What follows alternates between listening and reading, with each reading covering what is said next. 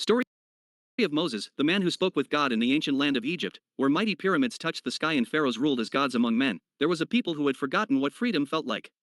The children of Israel. They had lived as slaves for over 400 years. 400 years of chains. 400 years of labor. 400 years of crying out to a God they wondered had forgotten them. But God had not forgotten them. He never forgets his people.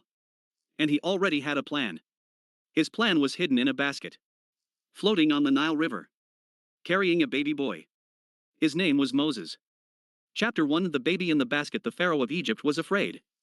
The Israelite people were growing too fast, too numerous, too strong. So he gave a terrible order. Every Israelite baby boy born must be thrown into the Nile River and drowned.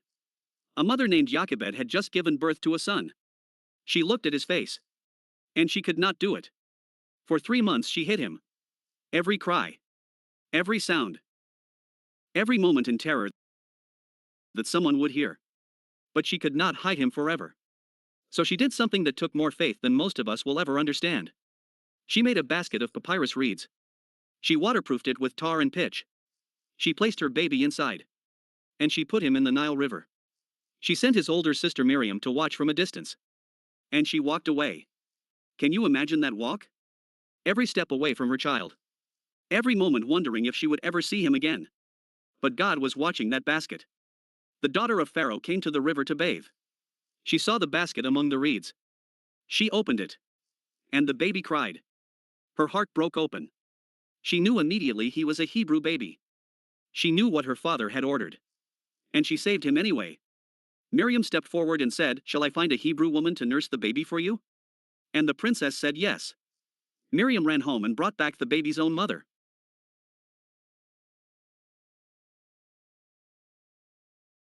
And the princess of Egypt paid Moses' own mother to raise her son. God didn't just save Moses. He made sure Moses was raised by his own mother, inside the palace of the very man who wanted him dead. That is the God we serve. Chapter 2. The burning bush. Moses grew up as a prince of Egypt. But he never forgot who he was. One day he saw an Egyptian beating an Israelite slave. Something broke inside him. He looked around. Saw no one watching. And he killed the Egyptian. The next day he tried to stop 2 Israelites from fighting. One of them said, "Are you going to kill me like you killed that Egyptian?" Moses realized his secret was out. Pharaoh heard about it and tried to have Moses killed. Moses ran.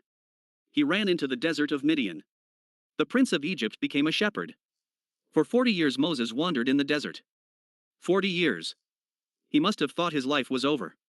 His chance was gone. His purpose was buried in the Egyptian sand. But God was preparing him. Everything Moses would need to lead a nation through a desert, he was learning as a shepherd.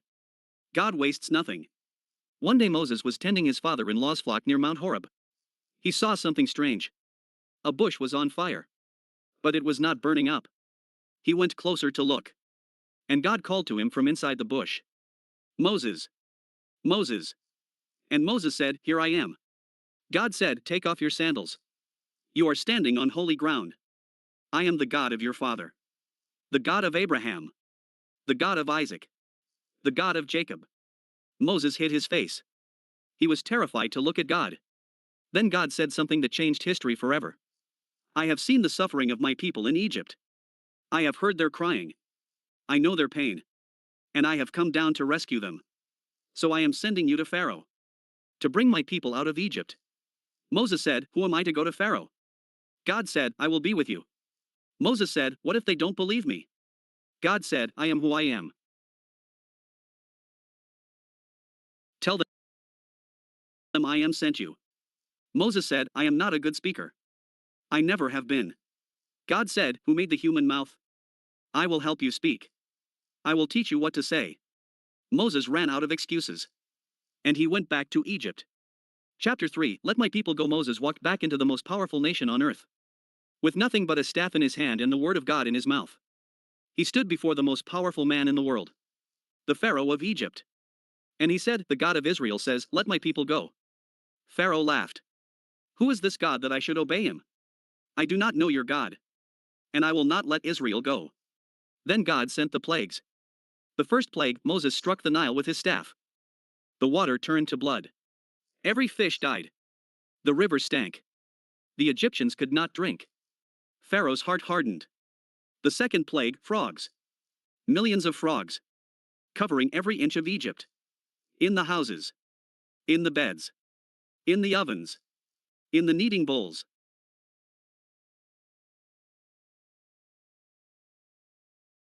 Pharaoh begged Moses to take them away. Then changed his mind. The third plague, lice. Every speck of dust in Egypt became biting insects, covering every person and animal. The fourth plague, flies. Thick swarms of flies everywhere in Egypt. But in Goshen where the Israelites lived, not one fly. The fifth plague, all Egyptian livestock died.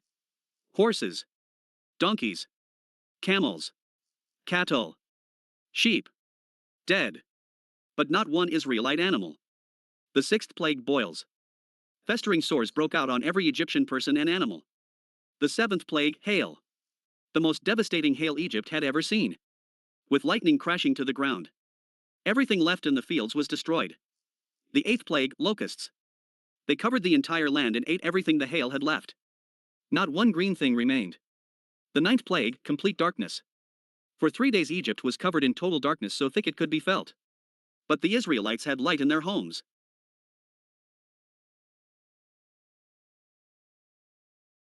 Pharaoh called Moses and said, "Go.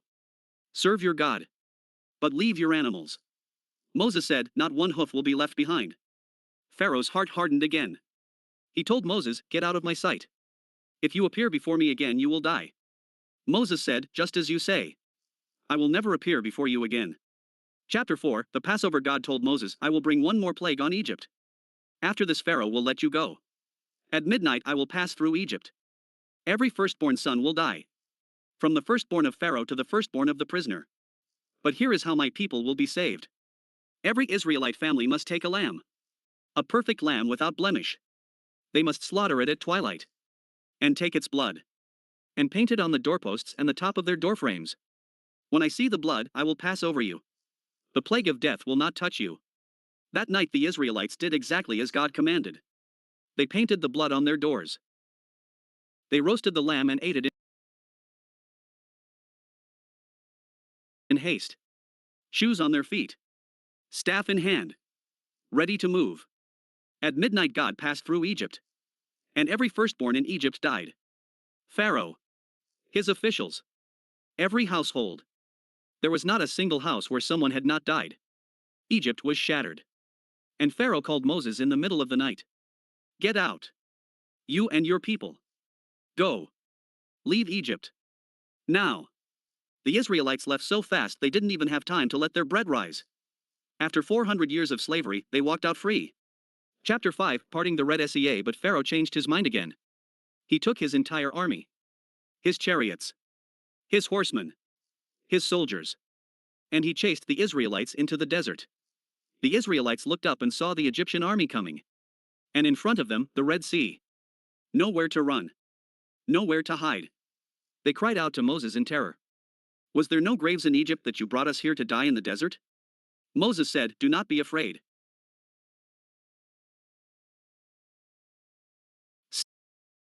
Stand firm. And you will see the deliverance the Lord will bring you today. The Egyptians you see today you will never see again. The Lord will fight for you. You need only to be still." God told Moses, "Raise your staff over the sea." Moses raised his staff. And the Lord drove the sea back with a powerful east wind all night long. The water divided. The Israelites walked through on dry ground. With a wall of water on their right. And a wall of water on their left. The Egyptian army followed them in. And God looked down from the pillar of fire and cloud and threw the Egyptian army into confusion. He made the wheels of their chariots come off. And then God told Moses, "Stretch out your hand over the sea." Moses stretched out his hand. And the water came back. It covered the chariots and horsemen. The entire army of Pharaoh that had followed them into the sea. Not one of them survived. The Israelites saw the Egyptians lying dead on the shore. And they feared the Lord. And they believed in him. And in his servant Moses. Miriam, Moses' sister who had watched his basket on the Nile as a baby, picked up a tambourine. And began to sing. "Sing to the Lord for he is highly exalted. Both horse and driver he has hurled into the sea. Chapter 6. The Ten Commandments. God brought the Israelites to Mount Sinai. He told Moses, "Come up to the mountain. I will give you the stone tablets with the law and commandments I have written." Moses went up into the mountain. And God was there. He gave Moses 10 commandments to live by. "You shall have no other gods before me. You shall not make idols. You shall not misuse the name of the Lord your God. Remember the Sabbath day and keep it holy. Honor your father and your mother. You shall not murder. You shall not commit adultery. You shall not steal. You shall not give false testimony. You shall not covet anything that belongs to your neighbor." These 10 commandments have formed the foundation of law and justice in civilizations around the world for thousands of years. Moses was on the mountain for 40 days and 40 nights. When he came down, his face was shining so brightly from being in the presence of God that the Israelites were afraid to come near him. He had to put a veil over his face to talk to them.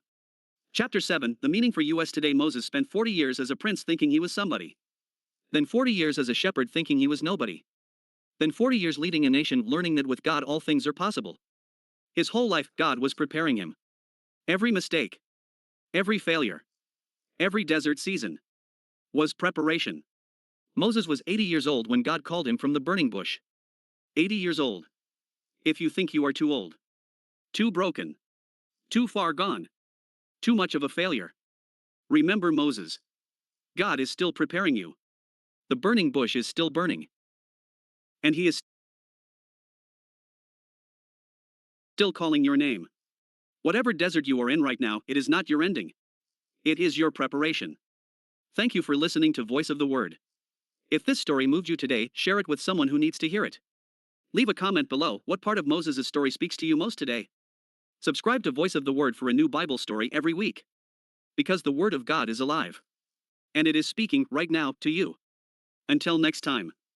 God bless you.